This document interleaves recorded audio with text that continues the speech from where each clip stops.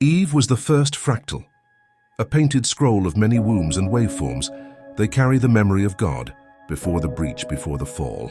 Before the forbidden fruit of knowledge was worshipped over the creator of the source of breath, her awe conceives.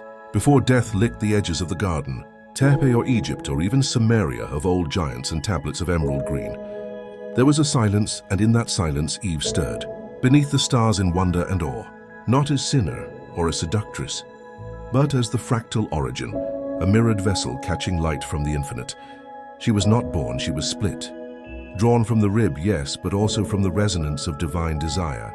Her body curved like waveforms, every rib a string of sacred geometry, her womb a chamber tuned to frequencies not yet named by physics. She was the interface between spirit and dirt. The original matrix, not a mistake, a masterpiece. From her two seeds of man were formed, and her daughters became the collision of spin. When choice entered the system, and she looked toward the watchers, something entered her that didn't belong. It had not become flesh yet, but that is what her misplaced reverence did. And in her womb grew two patterns. Abel is the waveform aligned as a right-handed soul who bowed his heart over the pouring of blood.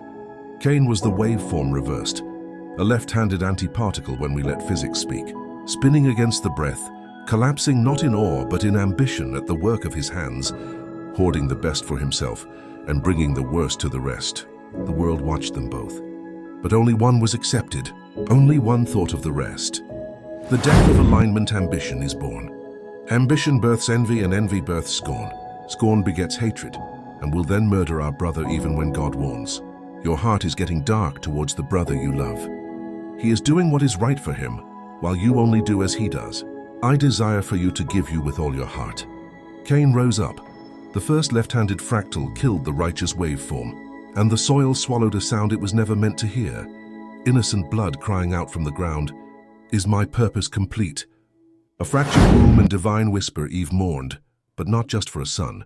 She mourned the echo of the fall inside herself, because now she had felt it. The womb can house both God and the opposing spin. Interesting how the moon god's name was Sin. And so the spirit whispered, "Another will be born, and who remembers?" And so came Seth, then Enosh, then Enoch, who walked out of phase with the world until God took him. In their names, the one to combine all nations under grace, buying back all those nations that stray. Each of them, sons born from daughters who remembered how to listen. Not to the watchers, not to the noise, but to the still small voice beneath the noise, creator of the bloodline. The anti-spin had reached saturation. Giants filled the land, DNA twisted, wombs bearing things never meant to live. Waveform reset. Noah becomes the ant particle who spins left for the right to stabilize. The waters rose, so God reset the field. Noah's blood was clean, not just biologically, but frequency pure. His line, still in tune with Abel's collapse, still echoing Enoch's walk, still carrying the whisper Eve wept over in the dark, the wombs that remember. Even after the flood, spirits lingered, memories whispered in the blood. Some wombs still carried watcher resonance and birthed Babels and Canaanites, because worship is not forgotten when buried. It travels through desire, through loins.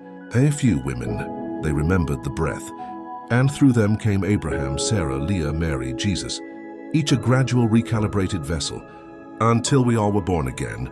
Eve was not a sinner, she was a seed point. So who was Eve? Not just the one who fell, but the first fractal, the first interface between infinite spirit and collapsing particle. Her body hosted both chaos and Christ seed. She is the soul of every human, carrying within her the capacity to bear giants or to birth redemption. She is not the curse, she is the mirror. She is the beginning of the spiral, and the one who still waits at the gates of Eden, whispering, "Remember."